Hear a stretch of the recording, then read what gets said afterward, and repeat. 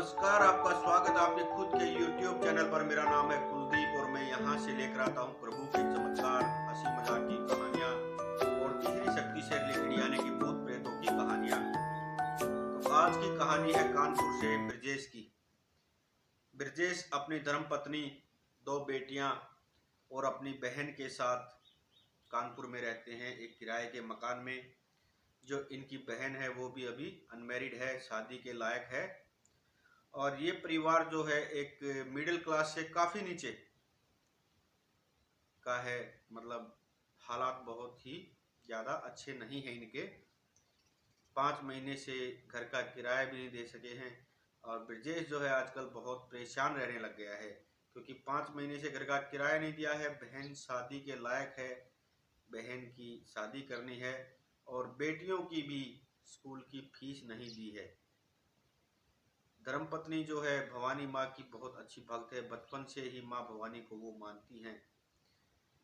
आजकल परेशान कुछ ज़्यादा ही रहता है ब्रजेश, बस उसके दिमाग में यही बात चलती रहती है कि कौन सी बिटिया की जो है पढ़ाई मैं बंद करवाऊँ, स्कूल बंद करवाऊँ जिससे कुछ पैसे बचा सकूँ, बहन की शादी भी करनी है। मतलब इसी उधेड़-बुन में वो लगा रहता है।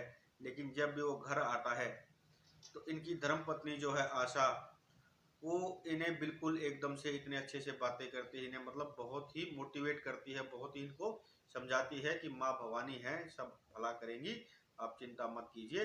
तो एक दिन ब्रजेश इनको बोलता है कि मैं ये सोच रहा हूँ कि दोनों बेटियों की जो है पढ़ाई मैं बंद करवा दूँ, स्कूल जाना बंद करवा दूँ ताकि कुछ पैसे हमारे पास बच सकें। बहन की भी शादी करनी है और फिर बेटियों की भी शादी करनी है। तो धर्मपत्नी जो है वो मना कर देती हैं कि पहली बात तो हमारी बेटियां अभी शादी के लायक नहीं है, ये पढ़ाई के लायक है, हमें इनकी पढ़ाई करवानी है और बाकी जो है माँ भवानी सब ठीक करेंगी, तुम चिंता मत करो। तो वो तो मैं आपको बता ही चुका हूँ, ये माँ भवानी को बहुत मानती हैं। और ब्रजेश भी ऐसा नहीं है कि ये नास्तिक है, लेकिन ये बहुत ज़्यादा मानता भी नहीं है किसी देवी देवता में। हाँ, किसी भी मंदिर के सामने से गुजरता है तो सिर जरूर झुकाता है और इतना बोलता है कि क्या तुम्हें मैं दिखाई नहीं देता? मैं तुम्हारे पास जब आऊँगा जिस टाइम तुम मुझे एहसास दिलवाओगे कि तुम हो। बस ये इतना ही मानता है किसी भी देवी देवता में, इससे ज़्यादा नहीं मानता। तो समय ऐसे ही व्यतीत हो रहा है, बहुत दिन पर दिन हालात ख़राब होते जा रहे हैं। इधर से मकान मालिक भी जो है किराए के लिए दबाव बना रहा है, 5 महीने हो चुके हैं और बेटियों के भी स्कूल से लेटर आ जाता है कि फीस ना भरने की वजह से हम आपकी बेटियों को जो है स्कूल से निकाल रहे हैं। विदेश जाकर स्कूल में बात करता है कि हम 2-4 दिन में पैसे दे देंगे, फीस दे देंगे, आप 2-4 दिन एडजस्ट कर लीजिए। तो वो कहते हैं ठीक है, थोड़ा समय ये स्कूल वाले जो है इनको देते हैं। अब टाइम ऐसे ही चल रहा है। एक दिन ब्रजेश जो है किसी को अपने ऑटो में बिठाकर रेलवे स्टेशन पर छोड़ने जाता है, सवारी को। और देखिए, ये जो ऑटो वाले होते हैं या टैक्सी वाले जो भी होते हैं, ये अपनी गाड़ी को मतलब जो है बहुत साफ सुथरा सजा के संवार के रखते हैं। ब्रजेश की भी यही आदत थी कि हर शाम वो जो है घर आते ही सबसे पहले अपनी गाड़ी को साफ करता था, उसके बाद नहा धो के खाना खाता था। तो एक रात जो है जब वो शाम को घर पे आते हैं और अपनी ऑटो को साफ करने के लिए एक बाल्टी और मग्घा लेकर पानी से गाड़ी को साफ करने जाते हैं, तो देखते हैं ऑटो में जो है एक बैग रखा है। वो उस बैग को उठाते हैं और पहले तो घर के अंदर आते हैं और फिर जो है दरवाज़ा बंद करते हैं, अपनी पत्नी को आवाज़ लगाते हैं। धर्मपत्नी कहती है, ये किसका बैग है और आप कहाँ से लेकर आए हो? तो ब्रजेश बताता है कि शायद ये बैग उनका है जिनको मैंने लास्ट में, सबसे जो मेरे लास्ट सवारी थी, जिनको मैंने रेलवे स्टेशन पर छोड़ा है। धर्मपत्नी कहती है कि ऐसे जो है किसी के बैग को, किसी की अमानत को खोलकर नहीं देखना चाहिए। लेकिन ब्रजेश नहीं मानता और जब उस बैग को खोल कर देखता है तो वो बैग जो है पैसों से भरा हुआ है। उसमें 19-20 लाख रुपए हैं। 19-20 हज़ार नहीं, 19-20 लाख। तो धर्मपत्नी कहती है कि ये किसी की अमानत है, हम इसे इस्तेमाल नहीं करेंगे। ब्रजेश कहता है कि मैं इसे इस्तेमाल ज़रूर करूँगा। ब्रजेश के मन में थोड़ा लालच आ जाता है कि मैं इसे कल ही बैंक में जमा करवाऊँगा और फिर जो है मैं अपनी बहन की शादी भी करूँगा, बेटियों की स्कूल की फीस भी भरूँगा और इस पैसे से हम अपना खुद का एक मकान भी ले सकते हैं। हमारा पूरा जीवन अच्छे से व्यतीत हो सकता है। लेकिन धर्मपत्नी जो है साफ साफ इनकार कर देती हैं कि ऐसा कुछ नहीं हम करेंगे। आज तक माँ भवानी ने हमारा जैसा भी जो कुछ किया है वही होगा जो माँ भवानी करेंगी, लेकिन इस पैसे को हम इस्तेमाल नहीं करेंगे। तो ब्रजेश नहीं मानता। तो इनकी जो धर्मपत्नी है आशा, वो कहती है कि तुम्हें जो है मेरी और मेरे बच्चों की कसम है, तुम सिर्फ मुझे 9 दिन का समय दे दो, क्योंकि कल से नवरात्रे शुरू हो रहे हैं। तो मुझे सिर्फ 9 दिन का समय दे दो। उसके बाद 10वें दिन तुम भले ही इन पैसों को इस्तेमाल कर लेना, लेकिन मेरी एक शर्त और भी है। तो कहते हैं बताओ क्या शर्त है, क्योंकि तुमने अपनी और बच्चों की कसम दे दी तो मैं अब इस पैसे को तो इस्तेमाल करूंगा नहीं 9 दिन तक। तुम बताओ दूसरी शर्त क्या है, कि तुम्हें हर रोज 1 घंटा रेलवे स्टेशन पर उनको, जो आपके पैसेंजर थे, जो सवारी थी, उनको ढूंढना पड़ेगा, उनका इंतजार करना पड़ेगा। तो ब्रजेश कहता है ठीक है, रेलवे स्टेशन तो मुझे वैसे भी हर रोज जाना होता है, 1 घंटा और सही।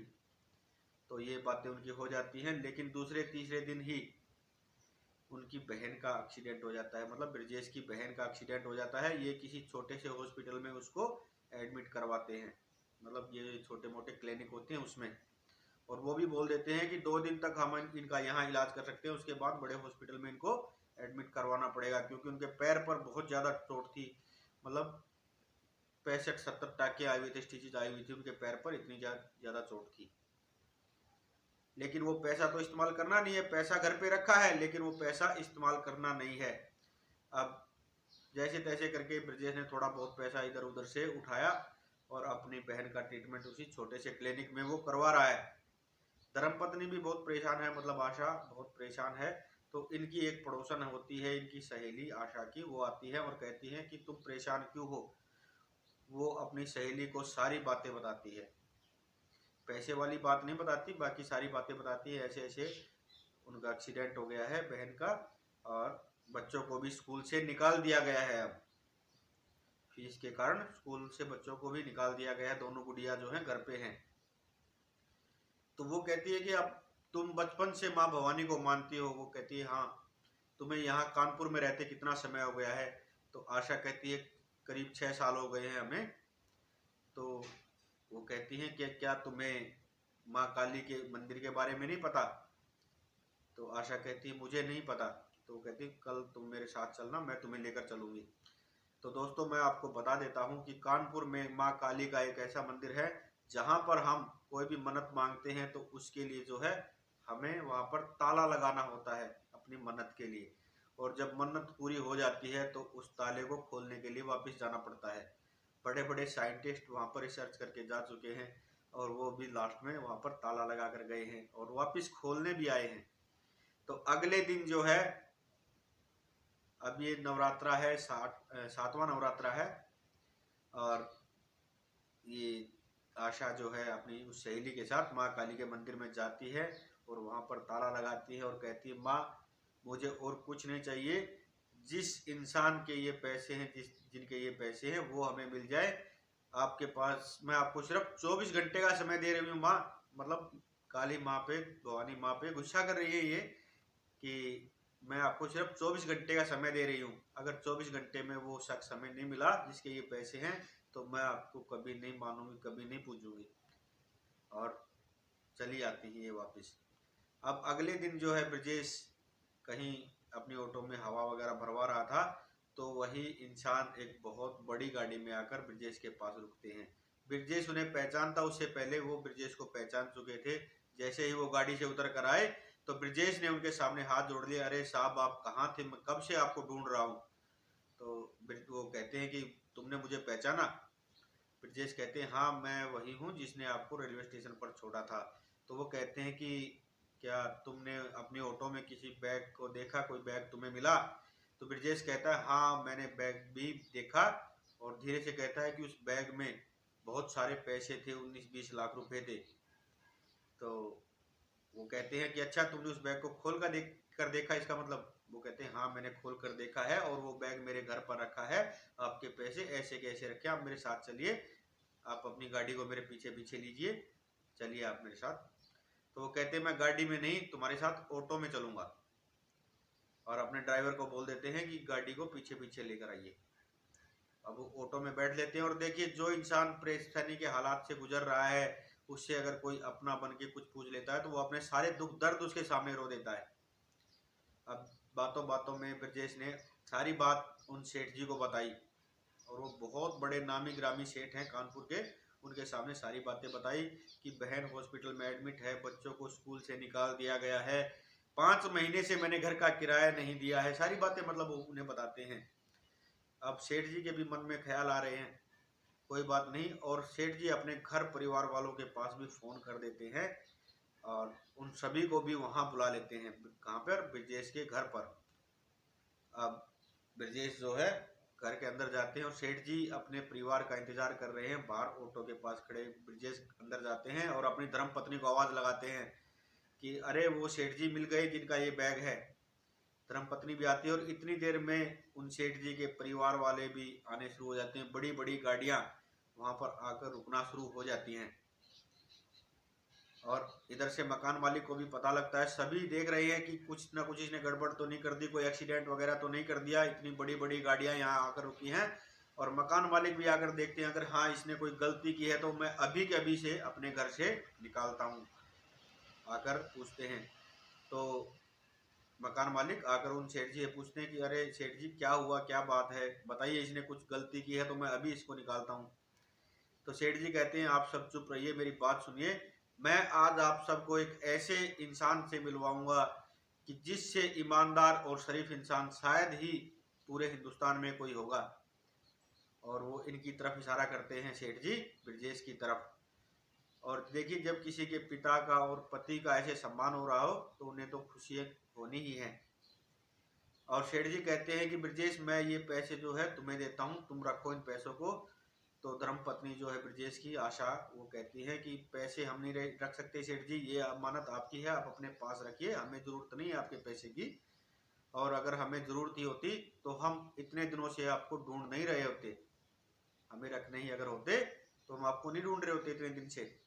तो सेठ जी कहते हैं कि भाई या तो आप लोग ये पैसा रखिए या फिर जो मैं करना चाह रहा हूँ वो मुझे करने दीजिए। तो वो कहते हैं कि देखिए पैसा तो हम रखेंगे नहीं, और ब्रजेश भी बोल देता जिसमें मेरी पत्नी खुश उसी में मैं खुश, नहीं रखेंगे मतलब नहीं रखेंगे। अब आप बताइए आपकी इच्छा क्या है, आप क्या कहना चाह रहे हैं। तो सेठ जी कहते हैं देखिए वैसे भी मेरी कोई बिटिया नहीं है ना कोई बहन है, आज से ये दोनों बेटियां मेरी हैं और जो ये आपकी बहन है ये मेरी बहन है, इन सब की शादियों की और दोनों बिटियाओं की पढ़ाई की जिम्मेवारी सब मेरी है। तो वो कहते हैं अरे नहीं सेठ जी ये तो बहुत गलत बात है, आप ऐसा मत कीजिए, ये तो आपने इतना कर दिया जितने ये पैसे भी नहीं थे। और फिर मकान मालिक को सेठ जी अपने पास बुलाते हैं और कहते हैं कितना किराया है तुम्हारा। वो कहते हैं 5 महीने का किराया है। तो कहते हैं कल सुबह मेरे घर पर आ जाना और आज से ये मकान जो है ब्रजेश का है, अपने मकान की पेमेंट ले जाना मेरे से। और ब्रजेश को सेठ जी कहते हैं कि आज से मैं तुम्हारा बड़ा भाई हूँ और ये बच्चे और ये परिवार मेरा है, तुम्हें किसी की भी चिंता करने की ज़रूरत नहीं है, किसी की भी आवश्यकता नहीं है, मैं भी माँ काली का भक्त हूँ। और अगले दिन जो है आशा मतलब ब्रजेश की धर्मपत्नी और ब्रजेश दोनों माँ काली के मंदिर में जाते हैं और वो ताला वापस खोल कर आते हैं। और आज के दिन ये बहुत खुश हैं, बहुत अच्छे से सबका जीवन यापन हो रहा है और सेठ जी भी इनके घर अक्सर आते ही रहते हैं। तो दोस्तों ये थी आज की कहानी, उम्मीद करता हूँ आपको पसंद आई होगी। अगर पसंद आई हो तो लाइक करना, शेयर करना और कमेंट में लिखना जय माँ काली। और चैनल पर अगर नए हो तो प्लीज़ सब्सक्राइब करना दोस्तों, मुझे आप लोगों की सपोर्ट की बहुत ज़रूरत है। हर हर महादेव, जय श्री श्याम।